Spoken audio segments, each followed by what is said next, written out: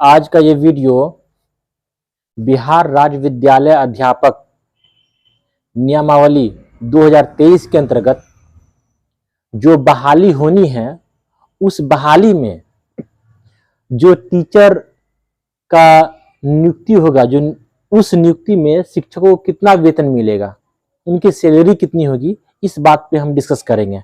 और उनका पद कितना है और आपको ऐसे टाइम में इन सब चीजों पे ध्यान रखते हुए क्या करना चाहिए। ठीक है, तो सबसे पहले देख लेते हैं कि ये विद्यालय अध्यापक जो कक्षा 1 से 5 है, इनका जो पद है आपको 85,477 पद है, जो बहुत बड़ा पद है, काफी पद है, लगभग लाख के करीब में है।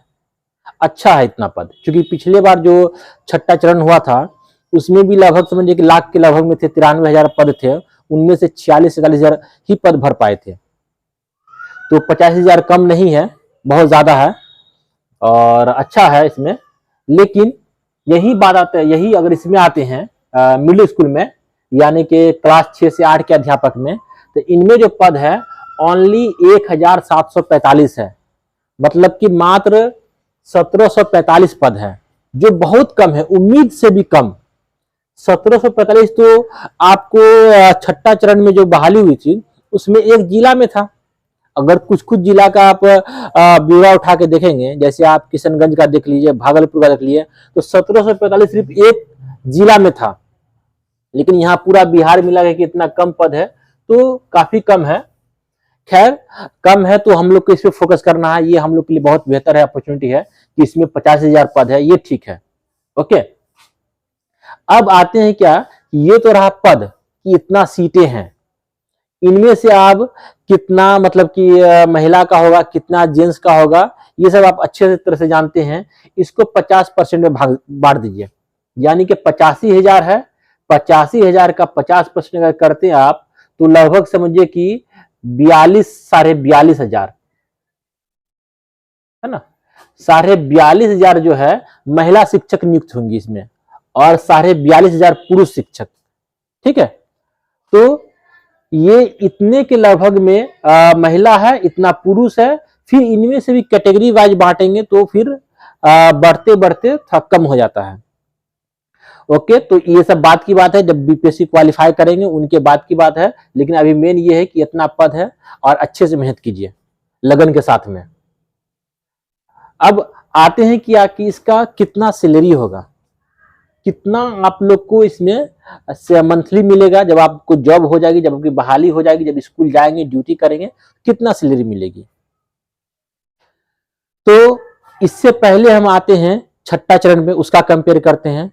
छठा चरण में जो आपको शिक्षक की बहाली हुई थी, उनका बेसिक जो पे था, यानी कि मूल वेतन था, वो था 15,380 रुपये थे, इतना के करीब में थे।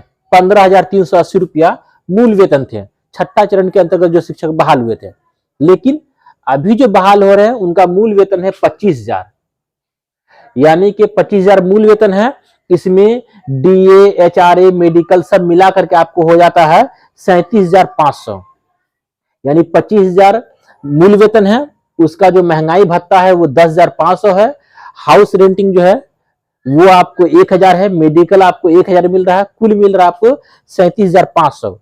इसमें आपका ईपीएफ कट जाएगा 1,800, आपको जो इन हैंड जो आएगा बैंक में वो आपको 35,700 आएगा। किसमें, जब आप 1 से 5 के शिक्षक बनते हैं। तो इन्हीं में हम आते हैं 6 से 8 में, देखिए इसमें कितना है, 28,000 रुपये मतलब कि मूल वेतन है। अब इनके अगर इसमें आते हैं मतलब कि टोटल को जोड़ते हैं, महंगाई भत्ता, उसके बाद में मतलब हाउसिंग रेंट, मेडिकल सब जोड़ते हैं, तो 41,880 रुपया होता है। इसमें भी 1,800 ईपीएफ कर जाएगा आपका, तो इसमें 40,080 रुपया बचता है। तो ये रहा आपका सैलरी का स्ट्रक्चर है इतना, यानी कि आपको 1 से 5 के शिक्षक बनते हैं तो 35,700 आपको सैलरी इन हैंड में आएगा। तो अच्छा सैलरी है, कम नहीं है। यही जो छठा चरण के जो टीचर अभी बहाल हुए हैं, इनको ये जो अमाउंट है ये 2 साल के बाद मिलता, 2 साल के बाद इतना तक ये लोग पहुंचते हैं। लेकिन आप लोग स्टार्टिंग में पहुंच रहे हैं, 2 साल के बाद लगता है हमको 40 के लगभग में आ जाएगा। ठीक है, खैर बिहार जैसे राज्य में इतना सैलरी कम बड़ी बात नहीं है। आप याद करेंगे जो 5वां चरण हुआ था उस टाइम में तो 11,000 सैलरी था। 5वां चरण से पहले याद कीजिए तो उस टाइम में कम सैलरी था, लेकिन वक्त के हिसाब से ठीक है। बिहार जैसे राज्य में इतना भी अब हम लोग भी को भी लगता है कि हाँ बंगाल और यूपी का हम लोग भी बराबरी करने जा रहे हैं। ठीक है, क्योंकि आपको केवीएस वगैरह से में जो सैलरी होता है 40-45 के लगभग में होता है, उनसे हम लोग 10,000 कम है, लेकिन कम बड़ी बात नहीं, अच्छा है। सैलरी का सिस्टम ये बहुत अच्छा हो गया है। अब तो सैलरी टाइम पे भी मिलता है, हर महीने मिल जाता है, 2 महीने पे 2 महीने का मिलता है, तो अच्छा है। ठीक है, ठीक है, ये रहा आपका सैलरी का स्ट्रक्चर। अब हम लोग नेक्स्ट वीडियो जो लाएंगे वो लाएंगे कि कौन कौन सी बुक पढ़नी है, उस बुक में कौन सा टॉपिक पढ़ना, वो नेक्स्ट वीडियो पे हम लोग बात करेंगे। ओके।